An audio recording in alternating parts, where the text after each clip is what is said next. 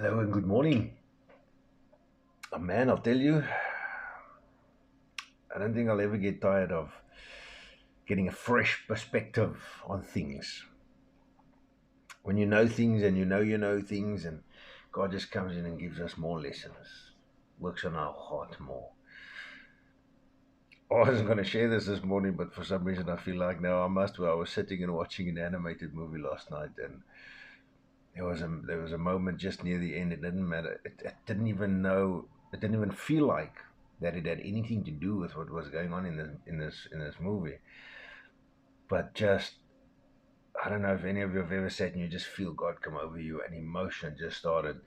I mean, it's like the taps in my eyeballs just opened up, and I just sat here and I don't know. I just cried in God's presence. I wasn't sad. That's the interesting thing. It wasn't a sad. It wasn't a.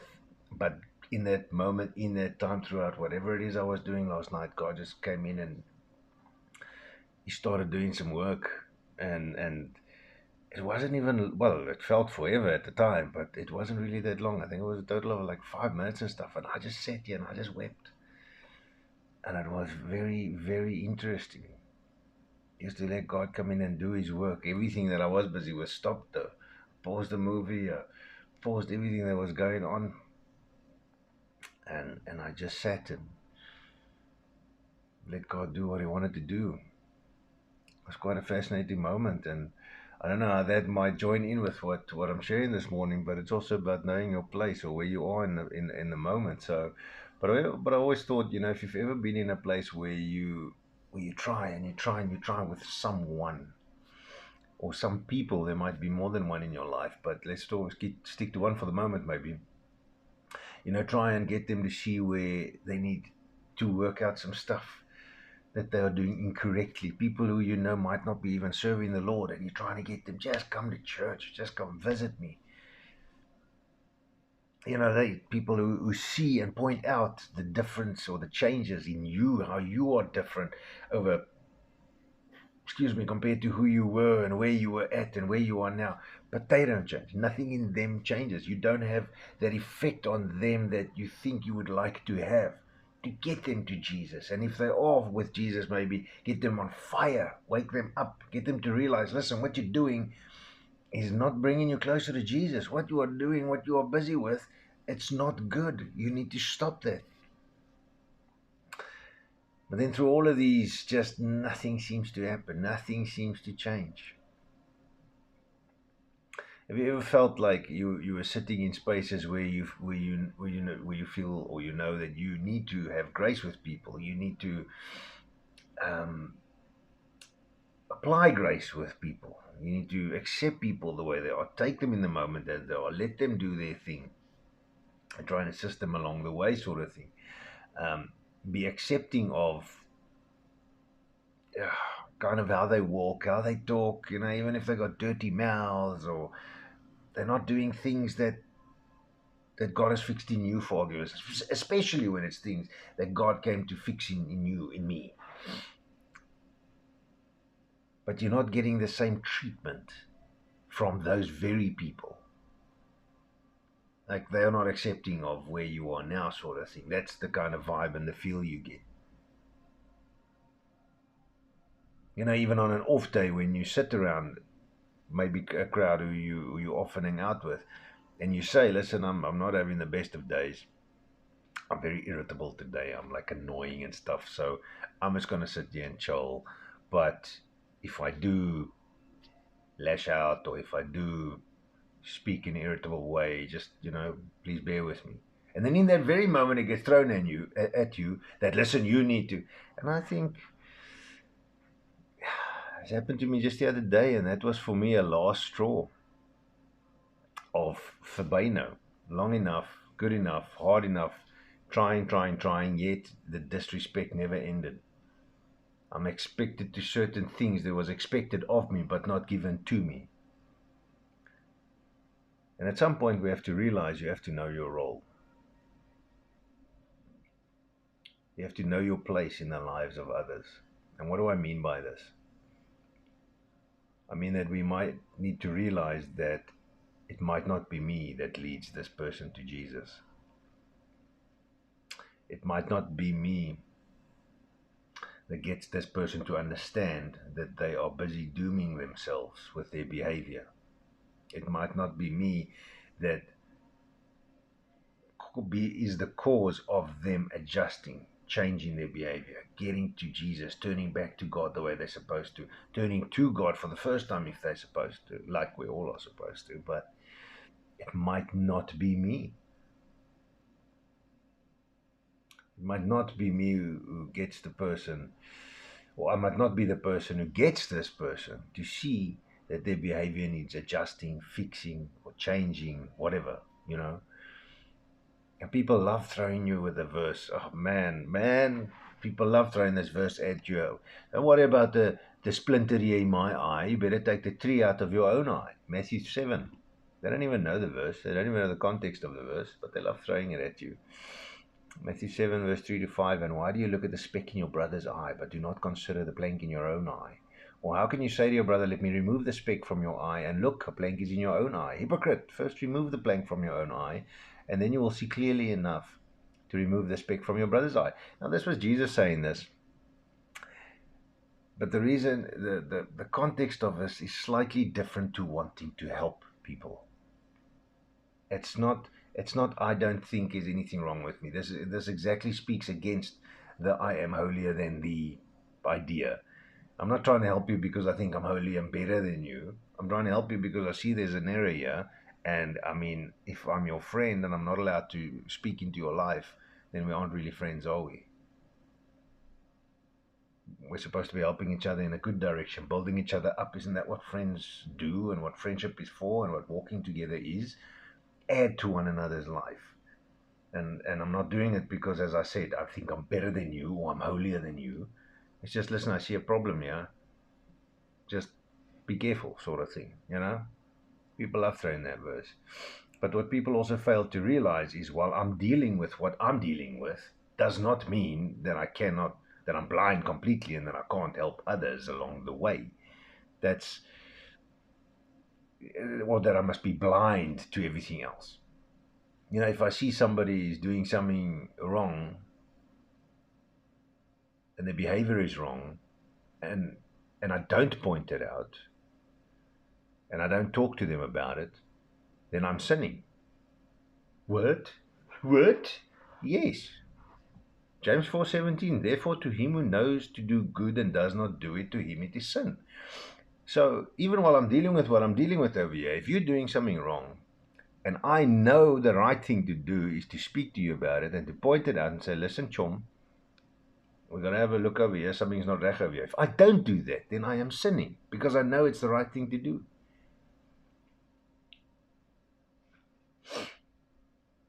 So just because that I'm dealing with something, it doesn't mean that I can't help other people along the way. That's probably the most idiotic way of thinking ever, in my opinion.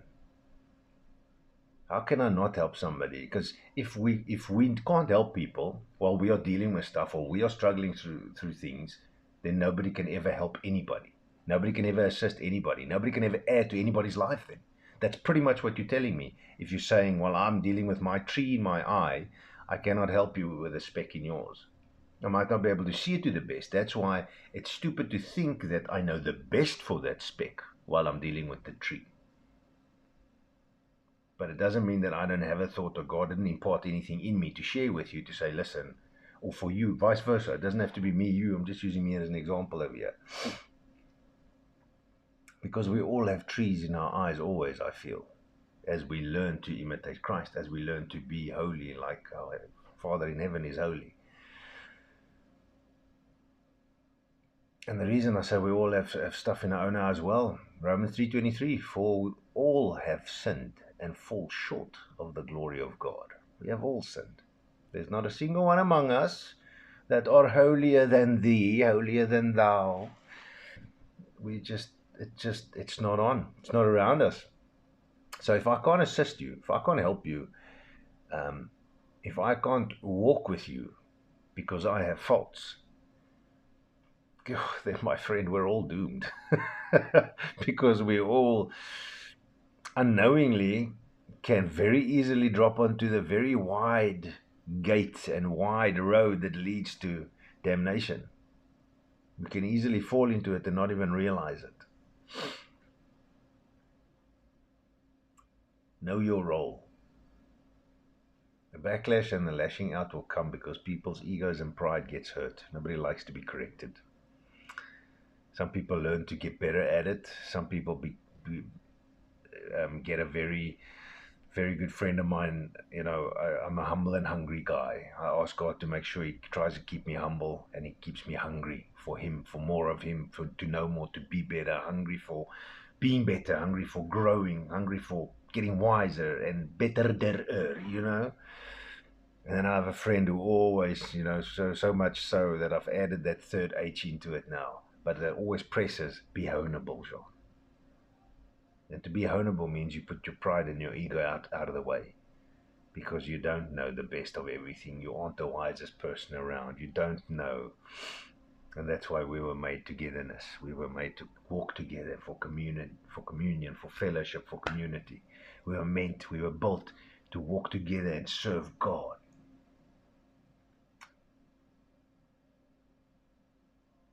I love the phrase, love them enough to tell them the truth. I love that phrase. Not your version of the truth. God's untainted, unfiltered truth in love. Love them enough to tell them the truth. And that sentence right there means they're not always going to like what I have to say. They're not always going to respond in a way that I like. Some people lash out and backlash comes and lashing out comes and all sorts of ways. And I'm sure many have, I'm sure you know what I'm talking about. Know your role. Know that you might not be the one that gets to the place where you see the change that somebody needs, where you get to see the change that happens in their lives. Know your role. Be wise enough to know that you might be the seed planter only. You might be the ground preparer only, the plower or the cultivator. You might be the waterer only. Even in these things, there's a man part and there's a God part. And because we were made for this fellowship and this community, or to be in community and be in communion with each other and people, the Bible points out that we serve God by serving others. Matthew 25 says, and the king will answer and say to them, assuredly I say to you, inasmuch as you did this to the least of these of my brethren, you did it to me. Galatians 5, for you, brethren, have been called to liberty, only do not use liberty as an opportunity for the flesh, but through love serve one another. Serve each other in love. Do unto man as if unto God. That's the point. That's knowing our role as well. And at some point we need to have the wisdom to notice that, listen, I'm not having the effect here that needs to happen over here. I'm not getting right now. Either one or two things needs to happen there. And if you have already applied changes in your methods, perhaps, nobody always likes a teacher. So sometimes you just need to learn to adjust your behavior in general without saying a word. Somebody once said to me, if you want to preach to people and you need to use your words, then you're not doing it right.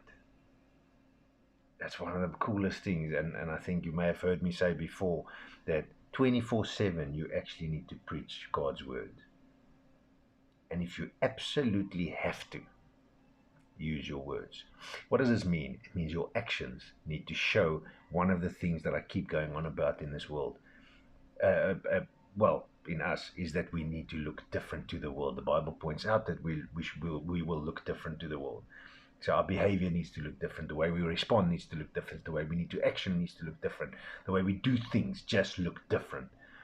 Now, I've had a few people come up to me at times and go, yes, dude, I always see you laughing.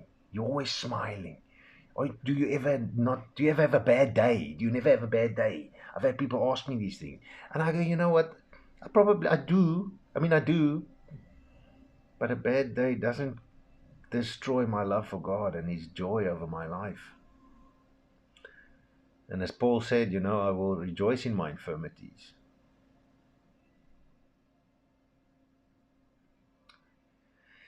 It's such a nice thought. And at some point, we need to learn, we need to place this in God's hands. I mean, He's after all the one that changes us. We don't change people. We can't change people. We can't even change ourselves. God does that. God is the only one that is able to change the heart, to take out the heart of stone and put in a heart of flesh, to transform our mind. Romans 12:2, be transformed by the renewal of your mind, as the Holy Spirit guides you. So there's nothing wrong with eventually letting go, as long as you let go with the Lord. There's no use that um, everyone and everything, well, there's no use knowing that everyone and everything won't always go with you. Some come on board and walk with you, some walk with you from the start and then fall off. There's no use knowing that. And then we don't get to a place where we don't actually make the decisions, because that doesn't just happen by themselves. Sometimes we need to actually make a choice, a decision. Some things need to fall off, some things fall behind because of where God is taking you. And we need to realize this because, as I said, sometimes it costs a decision that you need to make. And it's not always going to be a decision that you're going to like or enjoy making. And this is one part of what sacrifice looks like, of what obedience looks like, is making that decision you know that God needs you to make for yourself, for your own good, for your good, for Him, but it works out for you. Isaiah 1:19 says, if you are willing and obedient, you shall eat the good of the land. A few verses God gave me this morning about if we do end up applying these things. Joshua 1:8, the book of the law shall not depart from your mouth, but you shall meditate in it day and night, that you may observe to do according to all that is written in it. For then you will make your way prosperous, and then you will have good success. John 15, if you abide in me, and my words abide in you, you will ask what you desire, and it shall be done for you. Exodus 33, and He said, my presence will go with you, and I will give you rest. John 14, Jesus answered and said to him, if anyone loves me, if anyone loves me, he will keep my word, and my Father will love him, and we will come to him and make our home with him. Oh man, that's I love that one. Revelations 2 says, do not fear any of those things which you are about to suffer. Indeed, the devil is about to throw some of you into prison, that you may be tested, and you will have tribulation 10 days. Be faithful until death, and I will give you the crown of life.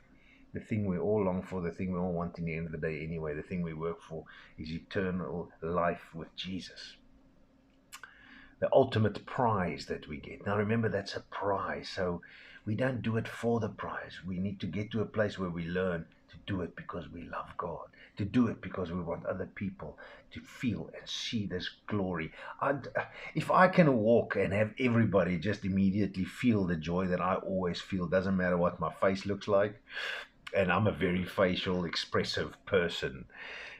People be like, dude, why are you so upset? And I go, it's just my face, sort of thing. That happens sometimes as well. But when I focus, I have this frowny thing that happens. It doesn't always get joined with a smile on my face. But it needs working on. I need to work on that tree, get the face better while I'm focusing. But that's die true is hierdie, man. This is the comfort in the comforting words of the Lord in this, is that, while we were still sinners, Christ died for us. That He loved us so. The rewards He has for us if we follow Him, if we follow His instruction, if we do His will here on this earth, if we are obedient to Him, if we sacrifice for Him, we'll get our eternal rewards. But God rewards us along the way of the walk as well on this earth. And I'm sure, hopefully all of you know what I'm talking about. If not, I hope the ones you that don't, maybe, I hope that you get to a place soon where God shows you. Man, it's a nice one. But I want to encourage you to keep going. Keep focusing. Know your role.